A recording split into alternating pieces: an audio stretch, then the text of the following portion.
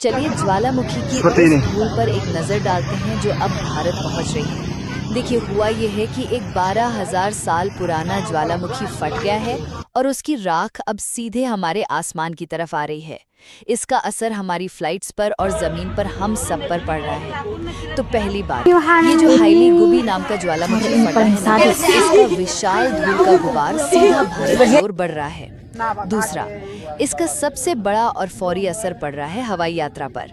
इसी खतरे की वजह से आप देखिए, दिल्ली में कई उड़ानें रद्द करनी पड़ी हैं। और ये सिर्फ भारत की बात नहीं है, अमेरिका की अलास्का एयरलाइंस भी परेशान है, क्योंकि ये राख विमानों के करोड़ों रुपए के इंजन को खराब कर सकती है। अब आप सोच रहे होंगे कि अगर ये इतना खतरनाक है तो हमें जमीन पर महसूस क्यों नहीं हो रहा? तो तीसरी बात यही है, और इसका जवाब भी बड़ा दिलचस्प है।